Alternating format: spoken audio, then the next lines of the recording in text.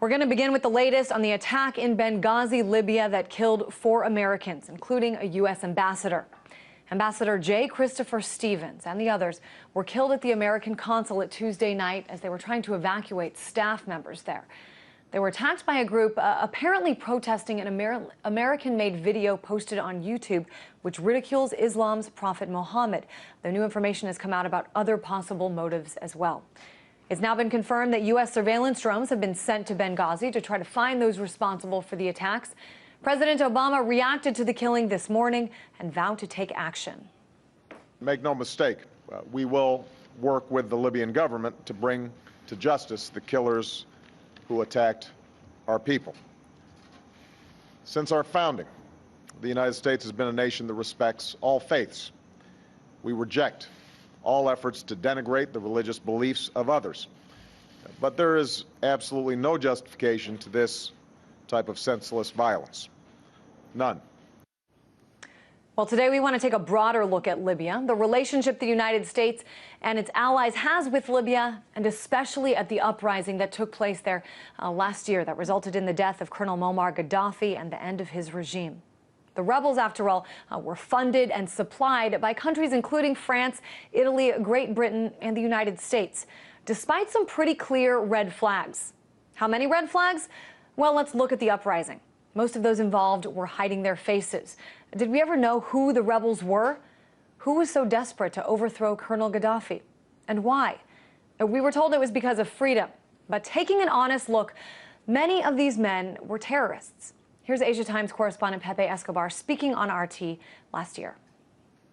His name is Abdul Hakim Balhaj, and he is an Al-Qaeda asset.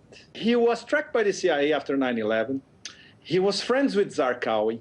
He was captured in Malaysia in 2003. He was tortured in Bangkok, where I lived at the time, in one of those extraordinary rendition CIA prisons in Bangkok.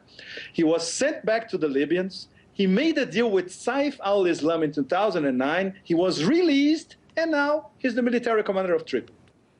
So again, that's Pepe Escobar talking about this information from more than a year ago that a CIA prisoner, a former detainee at Guantanamo Bay, headed up a group the U.S. and its allies supported. And by the way, these issues are not new ones. Very similar ones were encountered in Afghanistan back in 1993 when the West was celebrating an anti-Soviet freedom fighter that you might recognize. Here's a headline from The Independent in December of 1993, and that, of course, is Osama bin Laden. Do I need to explain who that is? One day after September 11th? No, I don't think I do. Now, joining me to discuss this further is Rima Abu Hamed, RT Arabic correspondent. And Rima, let's just talk about first this incident that happened in Benghazi Tuesday evening. What do we know? Well, as we also, gunmen, about 60 to 70 of them, stormed the U.S. embassy, the U.S. consulate in Benghazi, east of Libya, and basically set it on fire after rocketing the embassy, or the consulate, killing the ambassador Stevens and 3 others. And these groups, the 60 and 70 of them, apparently went there to protest what they believe is a movie produced by the U.S., by an American person, and uploaded on YouTube, and they believe that this is a documentary, a film, a movie that insults their prophet, Muhammad, and therefore they need to protest that. And this is not the first time that we see this happening. We've seen other incidents before, particularly in Afghanistan and also in other countries when they protested the paintings of the Danish painter who basically drew also drawings of the prophet, and the Muslims deemed these paintings as insulting. So this is not the first time. They knew, or they should have known, that these things are coming to them. What about this new information that this attack was in fact planned for much longer than the release of this movie? What are you hearing on that front? Well, some people are talking about this, but there are no concrete information as yet. Some people are saying that this actually was a plan. They just used the protest as a pretext to launch the attack on the embassy. We would not be surprised if this was the case, since, again, the attackers are not known. There are gunmen, and the United Nations talk about more than 2,000 gunmen with arms in Libya who basically do not, take their orders from the central government. They have their own orders, and we simply do not know where the orders come from. Now, in addition to hearing from President Obama, we also heard from Secretary of State Hillary Clinton. I want to play a little part of what she said earlier. Today, many Americans are asking, indeed, I asked myself, how could this happen? How could this happen in a country we helped liberate, in a city we helped save from destruction? We must be clear-eyed even in our grief. This was an attack by a small and savage group, not the people or government of Libya. Now, certainly, I think Secretary Clinton is right. A lot of people are surprised, especially a lot of Americans, when it comes to the duty that they feel they've accomplished in Libya. But what about sort of the worldview, Rima? I mean, I know you've spoken to some people today. You've been monitoring the Arabic sites on Twitter all day. What else are you hearing here? Well, I mean, yes, this is a shock to a lot of Americans, including Secretary Clinton and Obama, as we saw on their faces. The shock was very obvious in their faces. But this may not be a shock for a lot of the Arabs who saw this, who knew that once you do a movie like this on Muslims, this is what you have to expect will come from us, first. And second, the fact that it's in Libya, a country where the U.S. had hoped free, quotation, between quotations, from Muammar Gaddafi, and a lot of people are still supportive of Muammar Gaddafi. So, we wouldn't be surprised if the attackers were also pro-Gaddafi. The fact of the matter is, I think the Arab world is divided over this. While a lot of them are saying, yeah, they should have seen this coming, a lot of them are saying that you do not kill the messenger, basically, that this is a savage attack, that you, and as you said, I'm watching and I'm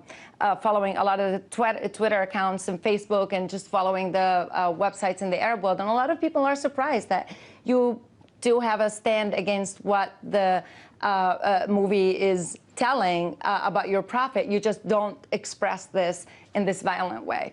I do want to broaden this, Rima, and kind of take the historical approach to what's going on here, not just this event. Of course, we don't know who is responsible for these attacks on Ambassador Stevens. As we mentioned, the U.S. government has sent surveillance drones to try to figure that out. But I want to talk about the rebels in Libya, who they are, what their goals are. Talk a little bit about the history and especially what we saw with the downfall of the Gaddafi regime. Well, you basically asked the questions and answered them. Who are they? And since we don't know who they are, we don't know what their motives are, we don't know what their objectives are. And we simply do not have answers to this because they're not talking about this either. There are different groups in Libya, not just in Libya. There are different groups in the Arab world, especially in countries that are going through transition right now. We don't know who these groups are, particularly because a lot of them do not talk about themselves. A lot of them do not expose, do not talk to the media, do not, publicize about themselves. These basically groups, a lot of them were funded by Western governments to topple their governments, to topple their regimes. You played a clip by earlier in the show, who talks about Abdelkarim Belhaj. Abdelkarim Belhaj is now part of the government in Libya. He was tortured by the U.S. government.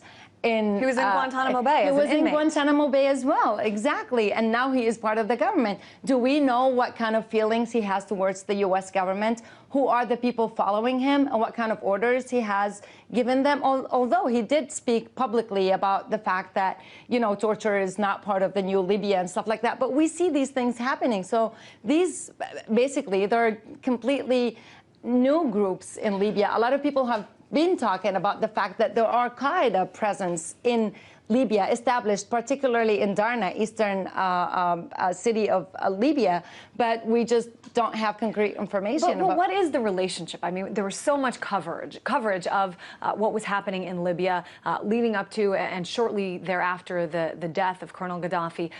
But we don't talk about Libya anymore. We don't hear about it anymore. What has the relationship been with the U.S. and, the National Transitional Council, the government that's in place now? I think one of the reasons, or a more precise question, if you allow me, would be, what has the Council accomplished to the people of Libya? And since the answer is probably, by a lot of Libyans, nothing, for them, this whole transition means nothing, because for them, the situation has not improved in any sense. And I think what happened in Libya now and what's happening in Cairo and Tunisia, in Lebanon and other countries, probably we're going to see protests in other countries as well, will pose many other questions, such as, will the U.S. change its policies in the Middle East, particularly in countries that are going through transition? And that's the question the U.S. needs to consider right now. And we want to make sure that everyone understands, how significant this was.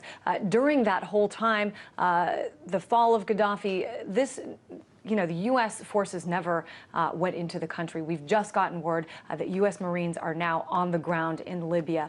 So certainly a lot of things happen, and it's hard to say exactly what the events of the last 24 hours will lead to. Always appreciate your perspective, Rima.